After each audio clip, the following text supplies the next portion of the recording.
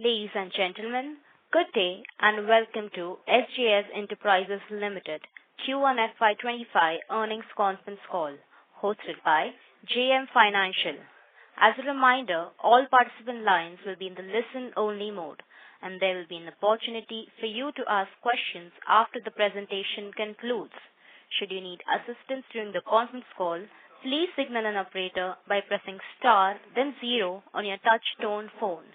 Please note that this conference is being recorded. I now hand the conference over to Mr. Ronak Mehta. Thank you, and over to you, Mr. Mehta. Yeah, thanks, Saiba. Good morning, everyone. On behalf of JM Financial Institutional Securities, I welcome you all to 1Q FY25 earnings call of SJS Enterprises. From the management team, we have with us today Mr. K.A. Joseph, Managing Director and Co-founder, Mr. Sanjay Thapar, CEO and Executive Director, Mr. Mahendra Naredi, Chief Financial Officer. So, as we do always, we'll start the call with a brief opening remarks from the management team, followed by Q&A session. So, with that, over to you, Mr. Joseph. Thank you. Yeah, thank you for the introduction, Ronak. Hello and good morning, everyone. I trust you would have had a chance to look at our investor presentation and the results published yesterday. While Sanjay and Mahendra will take you all through the presentation later, the first quarter of FY25 started with an optimistic note, with overall demand in most of the vehicle segments growing on both year-on-year and also in sequential basis. The growth was primarily driven by strong economic activity and continuous support from the government. Despite geopolitical tensions, supply chain challenges, evolving customer preferences and inflationary pressures, India has continued to demonstrate strong growth. I am also pleased to announce that SJS Enterprises has appointed a new Group CEO, Mr. Mahendra Singh, with over 25 years of experience in the automotive industry. Mr. Singh's extensive background in operations will be key in managing and expanding our multi-location operations. This position will increase our management bandwidth and drive operational excellence as we continue to scale. Now, coming to some key updates. During the quarter, we continue to achieve strong financial performance and growth trajectory. The increase is largely attributed to the strategic WPI Waterpack acquisition growth and also the growth in automotive and consumer durable segments. For the 19th consecutive quarter, SJS has delivered a better-than-industry growth, primarily driven by Waterpack acquisition, premiumization trends, and innovation. SJS has delivered a strong growth of 60.9% in revenue on YOY basis.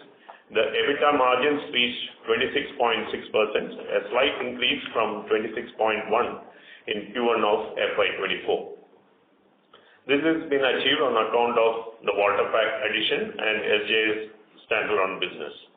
Furthermore, I am excited to announce the addition of Dixon Technologies as a new client, which will open avenue of growth in the coming quarters. Our plans for new products launches and capacity expansion at Exotech facility in Pune are progressing as planned, setting the stage for future growth. Moving forward, we remain focused on delivering quality products to our customers driven by premiumization and the adoption of advanced technologies and building long-term relationship with all our stakeholders. We continue to focus on gaining momentum in the plastics and cover glass business, maximizing operational efficiencies while also looking into new prospects and markets for growth. With that said, I would now like to hand over the call to Sanjay to take you all through some of the business and the industry highlights for the quarter. Thank you all, and over to you, Sanjay. Thank you, Joe. Hello and good morning, everyone. Talking about the quarter gone by, Q1 FY24 was marked by yet another quarter of better than industry growth by SJS. Our consolidated revenue growth of 60.9% year-on-year to rupees 1886.2 million compared to the 17% YY growth in the automotive, both two-wheeler and passenger vehicle industry production volumes, So this growth was primarily attributable to the successful integration of Waterpack India alongside strong performance in our passenger vehicle, consumer and export businesses.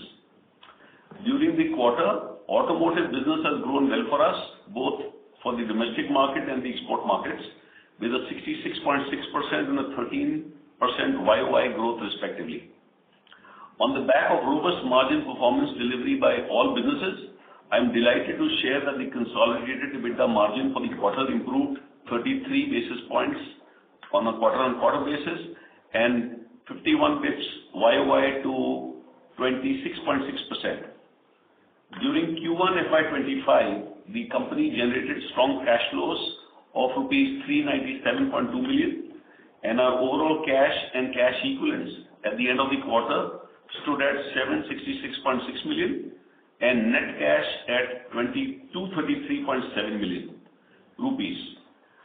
In terms of production volumes, the industry two-wheeler plus passenger vehicle markets grew by 17% year-on-year in Q1 FY25, whereas SJS's two-wheeler and four-wheeler delivered a growth of 43.1%, which was 2.5x the industry growth. This performance was mainly driven by the passenger vehicle segment, despite the industry growth in the segment being only 5.8% YOY basis for this quarter. Overall, SJS consolidated sales saw a substantial YOY increase of 60.9%. Organic growth from SJS and Exotech was 21.1% due to growth across automotive, consumer and export businesses. Our strategy to diversify across various product categories and multiple industry segments, coupled with a broad customer base, has effectively helped us de-risk this business and reduce dependence on any specific segment. During the quarter, our export revenue grew by 13% year-on-year to 142 million rupees. The growth was primarily driven by the passenger vehicles segment and the consumer durable segments. We continue to expand our share of wallet by winning new businesses from key customers like Stellantis, Mahindra, Tata, TVS, Honda, Yamaha, Continental, Bajaj Auto, Royal Enfield, Foxconn, Sirma, amongst others. We've also added Dixon as a new customer, and this will open significant new opportunities for us in the consumer durable segment. Before I hand over to Mahindra, I would like to give a quick update on our ESG and CSR initiatives. At SJS, our commitment to environment, social and governance responsibilities is integral to our business strategy. Our sustainability initiatives focus on reducing our environmental footprint, promoting social welfare and ensuring ethical governance practices. As a part of our efforts to lower carbon emissions, we are expanding use of renewable energy sources. We are making investments across our group to increase our captive solar capacity from 4 megawatts to 10 megawatts for the FY24-25. Furthermore, our effluent treatment plant and sewage treatment plants have enabled us to recycle significant amounts of wastewater. We prioritize investments in advanced technologies and initiatives focused on promoting eco-friendliness, optimizing natural resource use, and improving energy efficiency. By prioritizing sustainability, we have minimized the environmental impact through operational efficiencies. SJS continues its commitment to foster a diverse range of CSR initiatives. Our focus areas encompass education, skill development, hygiene and health, and various community improvement projects aim to create a lasting social impact. You can also visit our ESG profile, which is placed on our corporate website now. The profile highlights our ESG initiatives that can be easily accessed by all our stakeholders. I would now like to hand over the call to Mahindra, our CFO, to update you on the financial performance of the company before I talk about the future growth outlook. Over to you, Mahindra. Thank you, Mr. Thapar. Good morning, everyone. Let's delve into the financial snapshot. Slides 11 to 14 provide a concise overview focusing on the consolidated picture of SJS. In Q1, our consolidated revenue reached rupees 1,886.2 million, showcasing growth of 60.9% YY basis. This robust performance is attributed to the Voltas India addition and a strong contribution from passenger vehicle and consumer segment. Moving to EBITDA, we achieved rupees 505 million, representing a YY growth of 60.8% with a margin of 26.6%, thereby improvement of 33 bips quarter-on-quarter and 51 bips YOY. Our consolidated PAT for the quarter stood at rupees 282.4 million, demonstrating a robust YOY growth of 56.6%, with PAT margin standing at 15%, improving by 42 bips quarter-on-quarter, primarily due to higher EBITDA margins. Our consolidated ROCE during the quarter stand at 23.3% and ROE at 19.1%. During the quarter, the company achieved robust free cash flow of rupees 397.2 million, and our cash and cash equivalent reached rupees 766.6 million, with net cash position of rupees 233.7 million. With the addition of Voltas products in our portfolio, we have increased range of new generation products that contribute to 25% of our consolidated revenue during Q1 FY25. Voltas India acquisition has effectively balanced our portfolio across two-wheeler, passenger vehicle and the consumer segment in the right manner. During Q1 FY25, export witnessed growth of 13% YY to rupees 142 million. Q1 25 exports constitute 7.5% of total consolidated sales. As you know, both Exotec and Voltas are primarily domestic business, and hence export as a percentage of consolidated sales is at 7.5%, while exports are 13.5% of SJS standalone results. I would now like to hand back the call to Mr. Thapar to discuss about our future plans and growth outlook. Thank you, Mahendra. Moving to our outlook for future growth, we are confident that we will continue to outperform the industry growth by over 1.5 times, leveraging our presence in multiple industry segments, our global footprint, extensive product portfolio, very strong customer relationships, and inorganic growth strategies. Our potential content per vehicle for PVs has over the last 2-3 years increased by over 4x. As a one-stop solution provider for aesthetic products, our focus has been to introduce new products and technologies that meet the futuristic needs of our customers and increase our addressable market.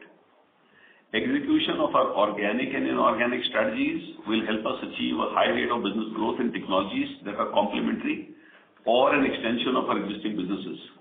A key inorganic strategy is to enter new geographies to accelerate our business penetration with key and new customers and significantly enhance cross-selling opportunities for our extensive product portfolio. With our focus on premiumization, we believe we will continue to surpass the industry performance in the future as well. With that said, I come to an end of my quarterly updates. Thank you, and we are now open to answer questions, if any. Thank you very much. We will now begin the question and answer session. Anyone who wishes to ask a question may press star and 1 on their touch-tone telephone. If you wish to remove yourself from the question queue, you may press star and 2. Participants are requested to use handsets while asking a question. Ladies and gentlemen, we will wait for a moment while the question queue assembles. The first question is from the line of Amit Hiranandani from SMIFS Limited. Please go ahead. Hi, congratulations to the team for the strong operational performance, and many congratulations for adding Dixon to our clients list. Sir, my first question is basically what products we will supply to this Dixon customer, and when we can expect the revenue to start flowing in, and how large this customer can be in the mid to long. So Dixon, as you know, is an integrated manufacturer of electronics and has many verticals. So currently what we are addressing is their consumer durable segment and their telecom segment. So we've won businesses and these businesses have started in a small manner. We hope that this will scale up very rapidly. Volumes are very large, so we are very excited with this collaboration with Dixon. And I think we still don't have a TAM or the number that what can we get each, but all I can say is that this is a very large business which we hopefully should grow in the coming quarters and years. And from when the revenue will start flowing in? As I said, we already started supplies to them for some parts for the telecom segment. We will soon start supplies to their consumer durable segment businesses as well, and we hope to engage with them in a more meaningful manner to take this forward in the future. Sure, sir. So two bookkeeping questions. What will be the annual total capital expenditure for FY25 and FY26, including any planned expansion? And secondly, could you provide the revenue and EBITDA figures for Exotec and WPI separately, please? Yes, Amit. So the CapEx side, we announced and we told in the last meeting as well, we have a plan for expansion for our subsidiary, especially the Exotec. The investment would be in the range of 80 crore rupees. And we also thinking to expand for the glass business. There we were going to be incur around 40 crore rupees. And apart from that, there will be a maintenance CapEx to the tune of less around 15 crore rupees per annum. So that will be going to happen in the current and the next year. So roughly you can consider on a broad level around 170 to 180 crore rupees. And sir, numbers for Exotec and WPI? In terms of margin, we please see us from a console perspective rather than seeing the subsidiary. So we delivered a console number, and I think we always guiding on the same. Rather focusing on the individual company, let us focus on the console SJS. Amit, as we said earlier, we have a strategy of cross-selling products. So we take a decision whether to sell these products through SJS or through Exotec. So that gives us that leverage in terms of a competitive advantage. So we've said this before. So please look at this as an integrated business moving forward, where we are focused on growth and expansion of margins or maintenance of margins. Sure, sir. Sir, one observation is that basically on a Q1Q basis, Exotec and WPI combined revenues increased by about 9%, but the EBITDA margin has declined by approximately 125 basis points. So what factors contributed to this decline? So as I've said in my earlier calls, we are winning a lot of new businesses both at WaterPack and Exotec. So there's some new technology started. We started some painting business in Exotec. We started some new generation technologies at WaterPack. And what I've maintained is that when you ramp up any new product, there could be a temporary blip of a very small number in terms of EBITDA margins. So we are not worried about that. So anytime that you start a new project, you do a lot of trials. Those parts don't go to the customer. You bear the material cost. You bear the manufacturing cost for those parts.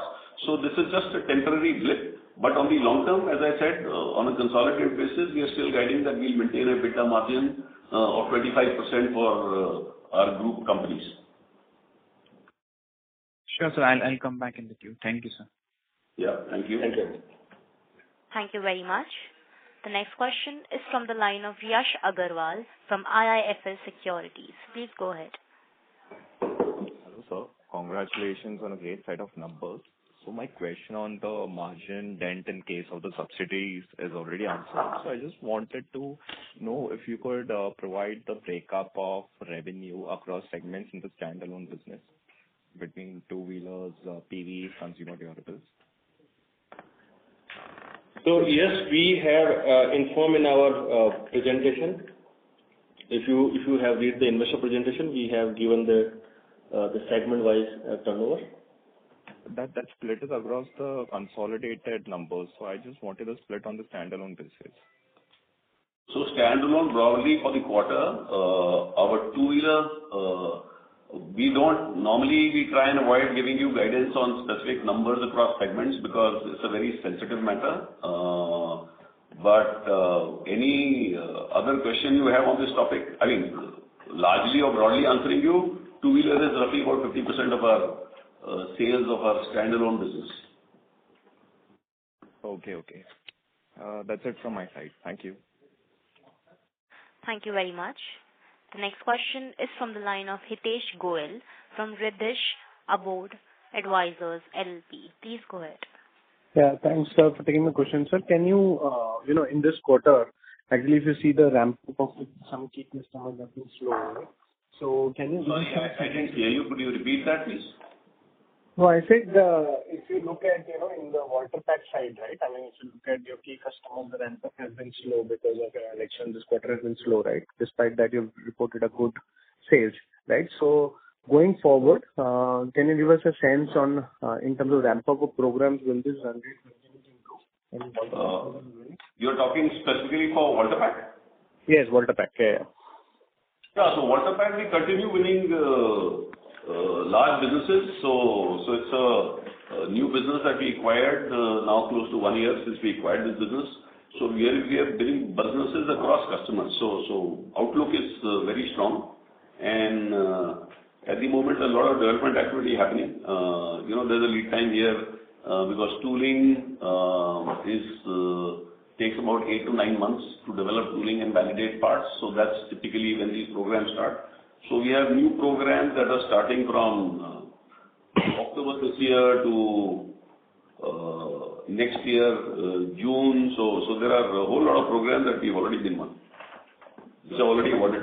My question was actually more guided towards one vehicle which your customer is going to launch, right? I don't want to name the customer, but a key vehicle which one big customer in water pack is going to launch. I think you have a decent content there, right? In terms of... Yeah. So that is it right that that the coming quarter will see that benefit? I mean, second quarter, third quarter, you'll see. Yeah, absolutely. So while we are secret about it, but yes, there's a big launch, or a very significant launch from a customer happening, which should happen soon.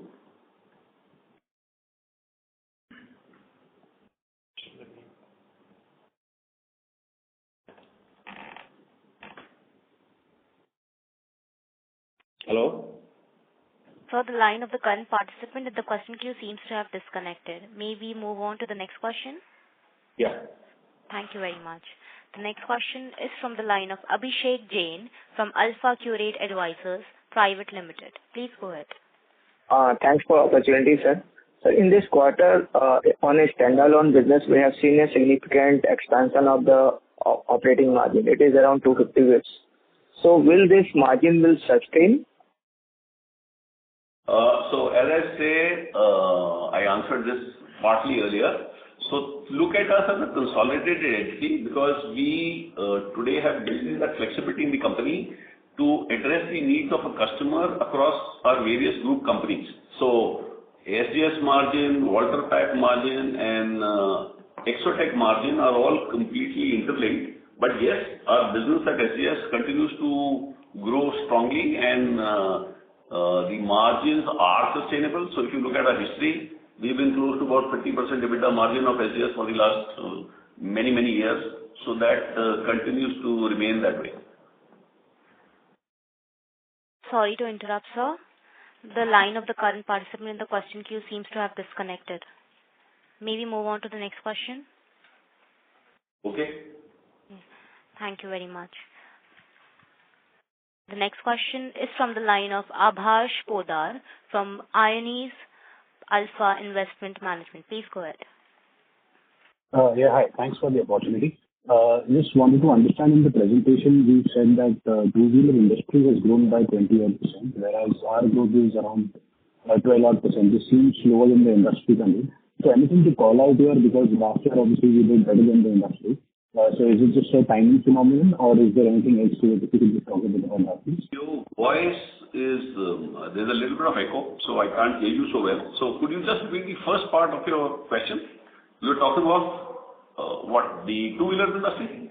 Yeah, I'm talking about the two-wheeler industry growth. I'm saying in the presentation you said that the industry growth is 20% and our growth is 12% odd.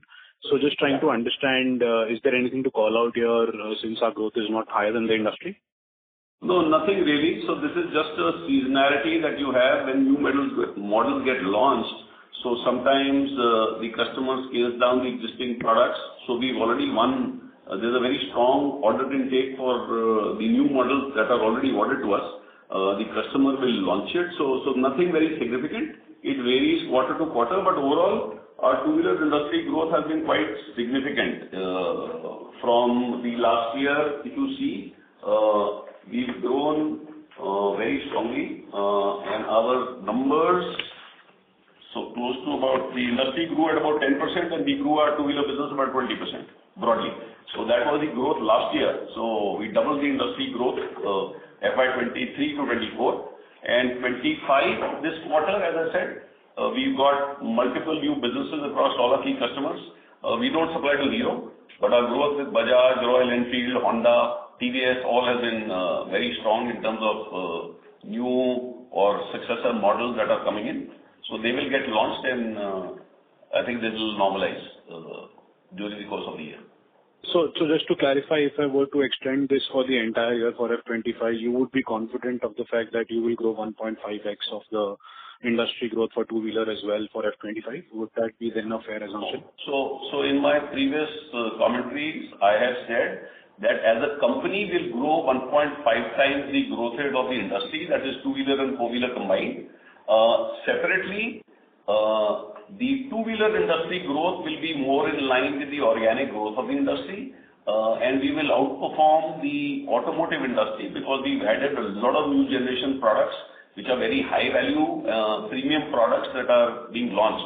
So on a blended basis, we'll outperform the industry volumes by 1.5 times in terms of our sales revenue, which we have delivered. Two-wheeler will continue to be organic rate of growth, as I said earlier, of the industry. Thank you. Thanks for this. And just lastly, if you could just update on the cover glass, where are we now? How close are we to delivering, and any guidance on revenue that you would have for that cover glass opportunity? That's it from my side. Yeah. So cover glass continues to be work in progress. So we've got ISO certification. There's a requirement for some. It's a very critical part. So there are standards that you need to meet. So our company has been awarded the ISO certification that has been extended to cover glass. We are continuing to engage with customers. And as I said in the last quarter, we expect to get our first purchase order for this business within this quarter, and we will start supplying in a phased manner. So everything going as per plan. Thank you very much, and all the very best. Yeah, thank you. Thank you very much. The next question is from the line of Abhishek Jain from Alpha Curate Advisors Private Limited. Please go ahead. Thanks for the opportunity, sir. In standalone business, this quarter growth was around 60% YoY. So what is your growth target for the standalone business, and what would be the main driver for the near term and the longer term? Abhishek, your voice is echoing a little bit, but what I understood is that you want to know what is our growth target for the organic standalone business, right? Yeah. So as I said, maintained we will grow 1.5 times the industry growth rate, which is performing well, and we continue to win new businesses. Our export businesses are performing well. We are engaging with some bidding for some very large businesses, which we hope to get some revenues in the next few months. So the outlook is very optimistic, but the guidance still remains at 1.5 times the industry growth rate. Okay. And how much the current contribution from the consumer durables, sir, in revenue? For standalone or consolidated? And on consolidated basis. So the consumer goods has contributed 21% in the total revenue. And how the mix will change in the coming days? So as we said, we've already done a large amount of rebalancing thanks to this strategic acquisition that we've done, both of Extrotech and Waterpack, which includes our four-wheeler revenue. So they are equally balanced. So I would imagine this trend will continue because even the export market growth that we see will happen more in the four-wheeler segment and the consumer segment. So two-wheeler is largely the India play, which will continue to go organically.